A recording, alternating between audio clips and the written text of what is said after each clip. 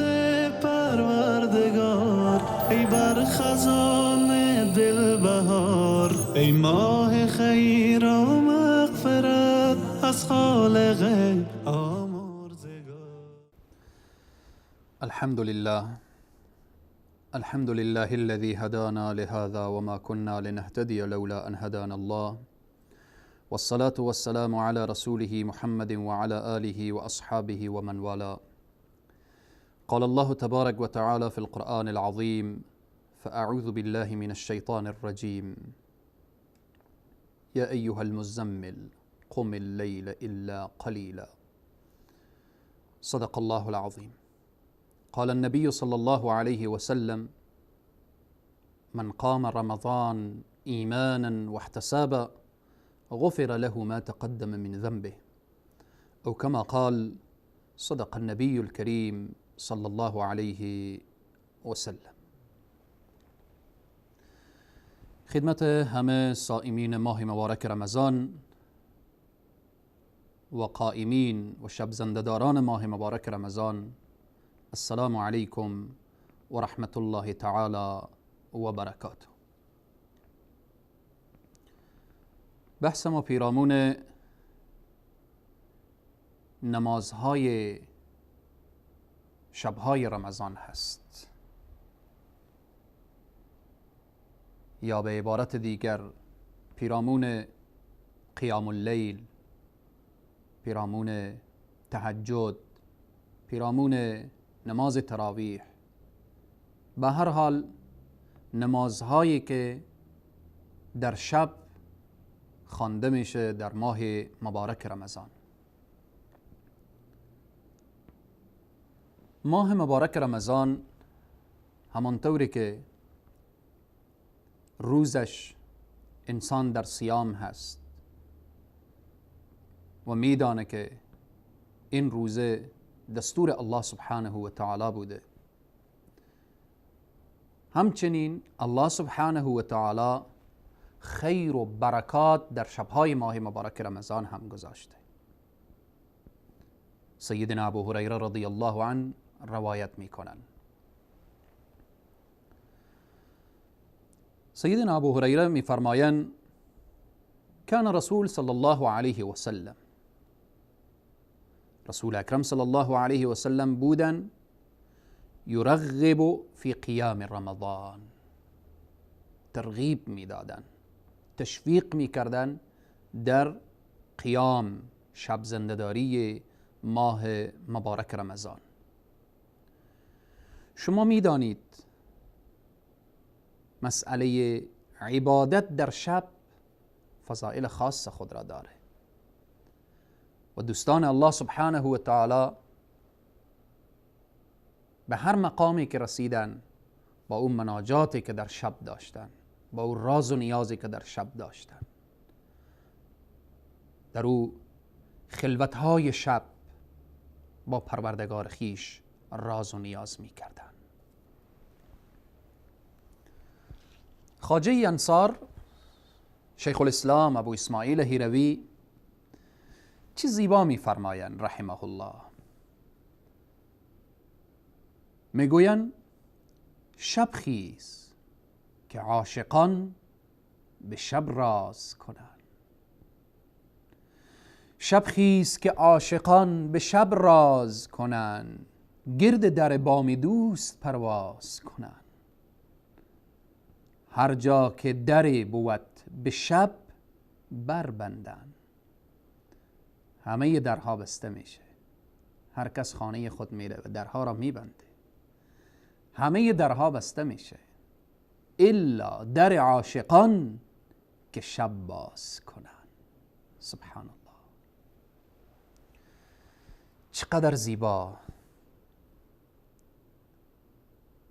همیشه شب فضائل خود را داره، خصوصا شبهای زیبای ماه مبارک رمضان. پیامبر اکرم صلی الله علیه و سلم می فرمایند: من قام رمضان، کسی که قیام داشته باشه، شب زنده‌داری داشته باشه در ماه مبارک رمضان، ایمانا و احتسابا، از روی ایمان و از روی اخلاص. نه اینکه شب را بیدار باشه با لهو و لعب، نه اینکه شب را بیدار باشه در حرف زدن حرفهای بیهوده، نه اینکه شب بیدار باشه به پای گناه و معصیت، نه اینکه شب بیدار باشه به خاطر عیش و نوش و استراحت، نه اینکه شب بیدار باشه به خاطر فلان و فلان و فلان، بلکه شب زنده‌داری داره از روی ایمان و از روی اخلاص. نتیجهش چیست؟ غفر له ما تقدم من ذنبه. الله اکبر. الله گناهان ما قبلش را می آمرزه. او گناهانی که قبلا انجام داده در شبهای گذشته، در روزهای گذشته، الله سبحانه و تعالی به برکت این شب رمضان و این شب زنده‌داری و این طاعت و عبادات، الله سبحانه و تعالی گناهانش را میبخشه. در حدیث دیگر پیامبر اکرم صلی الله علیه و سلم میفرمایند پیرامون قیام در شبهای رمضان که یکی از اون شبها شب قدر هست که بعداً مفصل توضیح داده میشه، پیرامون شب قدر رسول الله میفرمایند من قام لیلة القدر، کسی که شب زنده‌داری کنه، شب قدر، ایمانا و احتسابا، غفر له ما تقدم من ذنبه. و این هم در شب ماه مبارک رمضان، شب قدر نهفته هست. پس بناءً در این شبها نماز تراویح، نماز تهجد، نمازهای نافله، نمازهای قضایی، به هر حال این شبها را به عبادت سپری کن. ماه مبارک رمضان ماه عبادت هست، نه ماه اختلاف. متاسفانه که بعضی انسانهایی که از لحاظ علم محروم هستند، جهل دامنگیر اونهاست، در داخل مسجد خانه خدا رمضان ماه وحدت هست، رمضان ماه انسجام هست، رمضان ماه محبت و دلجویی هست، شروع میکنن به اختلاف. تراویح را یکی میگه 8 رکعت بخوان، یکی میگه 20 رکعت بخوان، یکی میگه 11 رکعت بخوان. تراویح از سلف صالح ثابت شده، از پیامبر اکرم صلی الله علیه و سلم، از سیدنا عمر، از صحابه و از تابعین، از بزرگان دین. اما در قسمت رکعات جای بحث و اختلاف نیست. مسئله قیام هست، اینجا اخلاص مهمه. 100 رکعت بخوانی که اخلاص نبود، متابعت از رسول الله نبود، ارزش نداره. 8 رکعت هم که بخوانی که متابعت از رسول الله و اخلاص نبود، ارزش نداره. لیبلوکم ایکم احسن عملا. الله سبحانه و تعالی احسن خواسته از من و شما. پس بناءً این شب قیام هست، شب زنده‌داری هست، شب عبادت هست. حالا کسی 8 رکعت میخوانه، کسی 11 رکعت میخوانه، کسی 20 رکعت میخوانه، کسی 30 رکعت میخوانه، بیشتر میخوانه، کمتر میخوانه. اینجا جای اختلاف نیست.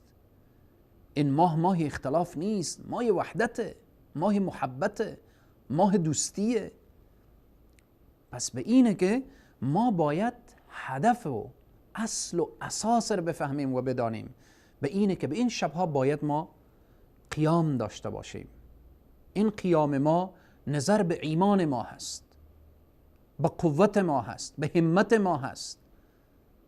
پیامبر اکرم صلی الله علیه و سلم می فرمایند من صلی العشاء فی جماعت، کسی که نماز عشاء در جماعت خواند، فکأنما قام نصف اللیل، گویا که شب زنده‌داری کرده نصف شب را. و من صلی الصبح فی جماعت فکأنما صلی اللیل کله، گویا کل شب نماز خوانده. مهم اینه که به اخلاص خوانده بشه. پس خواهر مسلمان، برادر مسلمان، ما باید شبهای رمضان را مد نظر داشته باشیم. قیام اللیل، تهجد، نماز تراویح، تسبیح، سجده، همه این مسائل. ماه عبادت هست. اگر کسی مأمور هست نمیتونه کل شب بنشینه، حتی نماز عشا را با جماعت ادا کنه، نماز صبح با جماعت ادا کنه، فضیلت شب کسب میکنه، فضیلت میگیره. اما باز هم این دلیل نمیشه که من مصروفم و من کار دارم و من مأمور هستم. از فرصتهای رمضان باید استفاده کرد. فضیلت قیام در شبهای ماه مبارک رمضان. نماز همیشه فضیلت داره، خصوصا در شبهای ماه مبارک رمضان. بهترین وقت در شب ثلث شب هست که انسان شروع کنه به راز و نیاز با پروردگار بی نیاز. الله سبحانه و تعالی به صراحت میگه یا ایها المزمل قم اللیل، برخیز در شب نماز بخوان. شب هست، از فرصتهای شب استفاده بکن. 10 آیه دیگر داریم که الله سبحانه و تعالی به حبیب خود دستور میده که از شب استفاده بکن و در شب در سجده باش، به عبادت الله سبحانه و تعالی باش. رسول اکرم صلی الله علیه و سلم میفرمایند افضل الصلاة بعد الفریضه، بهترین نماز بعد از نمازهای فرض صلاة اللیل، نماز شب هست. در شب سحر هست. این ماه مبارک رمضان الله سبحانه و تعالی ما را به بهانه‌ای که بلند بشو غذا بخور میخواه که ما را شکار رحمت خود بگردانه.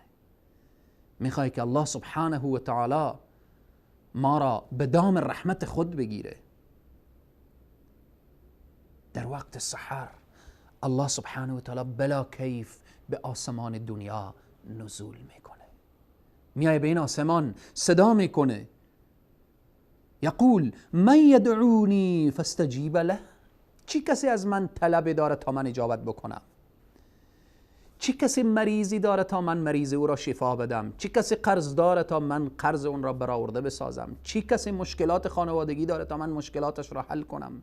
چی کسی اولاد میخواد تا من برایش اولاد بدهم؟ چی کسی مشکلی داره که هیچ کس مشکلش را حل کرده نمیتوانه که من مشکلش را حل کنم؟ این صدا و ندا وقت سحر هست و میفرماید من یسألونی فاعطی، چی کسی از من طلب داره، سوال داره تا من برایش بدهم؟ من یستغفرنی فاغفر له، چی کسی آمرزش میخواهد تا من او را ببخشم؟ ای انسان، آیا لازمه که انسان بره در دیگری را بکوبه؟ آیا لازمه که انسان بره جای دیگری گردن کج بکنه و زاری بکنه؟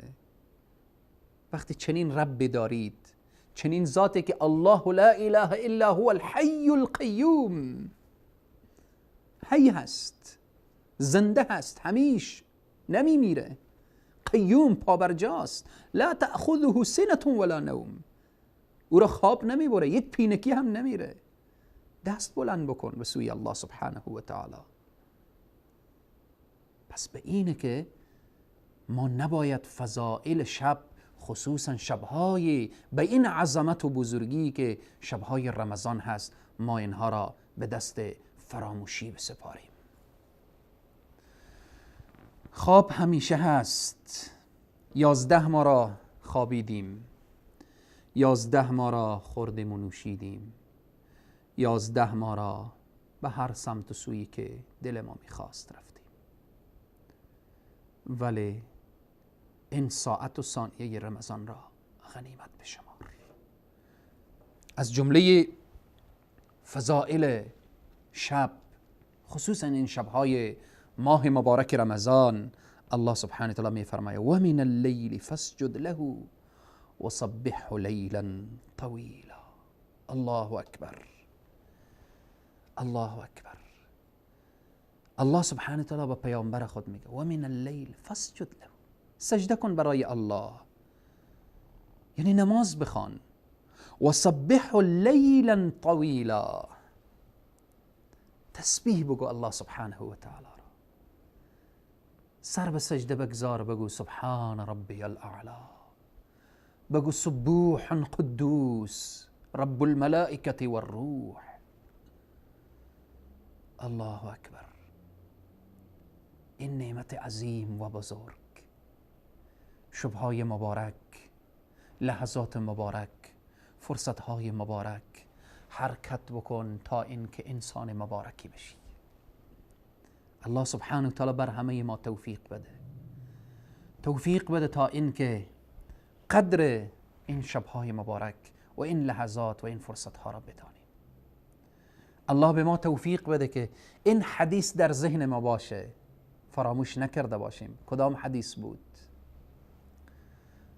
حدیث من قام رمضان ایمانا و احتسابا غفر له ما تقدم من ذنبه.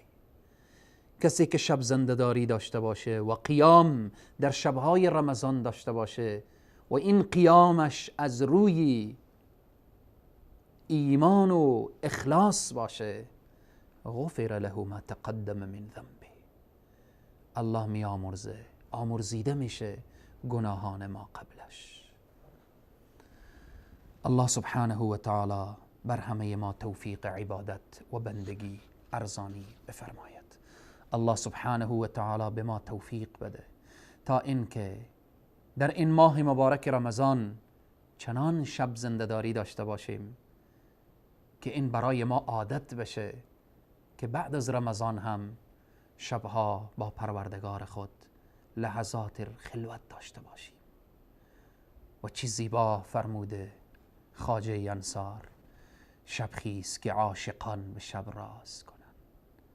شب کار هر کس نیست، دوستان خدا هستند که الله می فرمایه و بالاسحار هم یستغفرون، در سحرگاه ها استغفار می کنن، راز و نیاز دارن. شب خیز که عاشقان به شب راز کنن، گرد در بام دوست پرواز کنن. هر جا که دری بود به شب بربندن، الا در عاشقان که شب باز کنن. الله سبحانه و تعالی طاعات و عبادات همه ما را مورد قبول درگاه خیش بگرداند. تا برنامه بعد شما را به خداوند کریم و رحیم می سپارم. والسلام علیکم و رحمت الله تعالی و برکاته. رمضان يا رمضان، رمضان يا رمضان، رمضان يا رمضان، رمضان يا رمضان. ای رحمت پروردگار، ای بر خزان دل بهار، ای ماه خیر و مغفرت از خالق آمرزگار. رمضان